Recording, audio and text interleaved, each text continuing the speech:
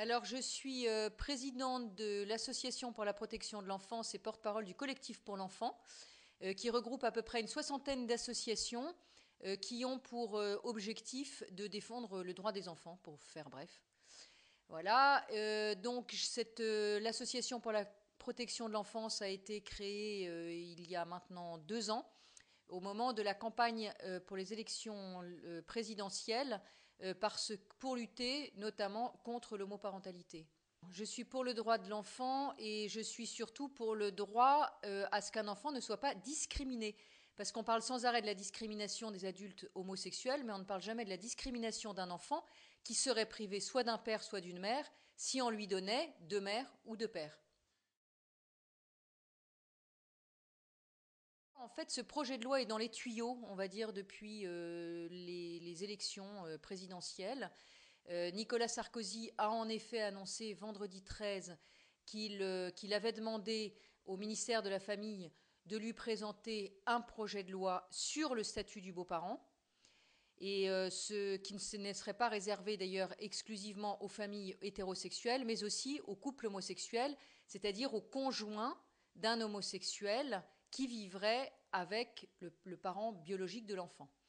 Alors bien évidemment, nous, on a en réalité été consultés sur ce projet de loi en novembre dernier par le cabinet de Nadine Morano, et on a expliqué tout le danger qu'on pensait que ça représentait pour l'enfant. Ce qui est très curieux dans ce projet de loi, c'est qu'en réalité, il est réclamé par les lobbies homosexuels au nom des hétérosexuels.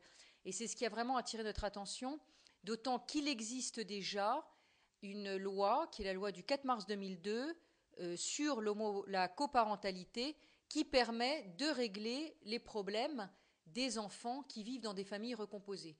Donc on a vraiment attiré l'attention sur le fait que c'était sûrement un projet de loi très idéologique. Non, c'est une étape, c'est-à-dire que c'est surtout la reconnaissance que le compagnon ou la compagne est assimilé à un beau-parent. Alors, c'est en fait la loi du 4 mars 2002 organise déjà, comme je viens de le dire, la possibilité dans des familles recomposées pour le conjoint ou le compagnon ou la compagne d'ailleurs, puisque ça touche aussi les couples hétérosexuels, la possibilité donc d'organiser la vie pour les enfants, c'est-à-dire de permettre aux conjoints du parent biologique d'autoriser les actes usuels, une délégation d'autorité parentale pour les actes usuels pour l'enfant. Cette loi, en fait, n'apportera pas grand-chose, ne sera pas très différente de cette loi du 4 mars 2002. C'est donc une loi qui est complètement inutile. C'est une loi qui est dangereuse parce qu'on va avoir des conflits, forcément des conflits encore plus prégnants entre le parent qui est éloigné de l'enfant, c'est-à-dire celui qui n'a pas la garde de l'enfant. On imagine bien que faire un véritable statut pour le conjoint, on est dans des divorces, donc on est dans des situations qui sont conflictuelles, on est dans des situations qui sont des situations douloureuses et lourdes, et on va donner un véritable statut à la personne qui n'est pas le parent biologique. Donc on va éloigner encore un peu plus le parent biologique, alors qu'on sait l'importance du père et de la mère pour un enfant.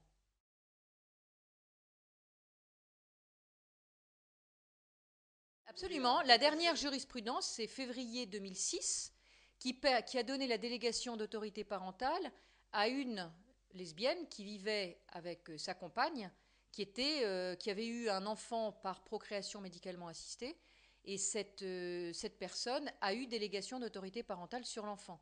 Donc c'est des cas c'est la Cour de cassation qui avait rendu cet arrêt.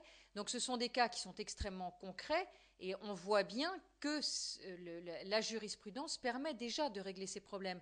Ce qui est très dangereux pour l'enfant, c'est d'avoir un statut qui soit systématique. C'est-à-dire qu'il faudra toujours que ce soit le juge aux affaires familiales qui décide de l'intérêt supérieur de l'enfant. On peut considérer qu'en effet, l'intérêt supérieur de l'enfant Peut-être que le conjoint de son parent est en effet une délégation d'autorité parentale pour les actes usuels, mais il ne faut surtout pas que ce soit quelque chose de systématique, parce que ce n'est pas forcément l'intérêt supérieur de l'enfant. Et l'intérêt supérieur de l'enfant, ça peut être au contraire de garder des liens qui soient très étroits avec le parent dont il est éloigné.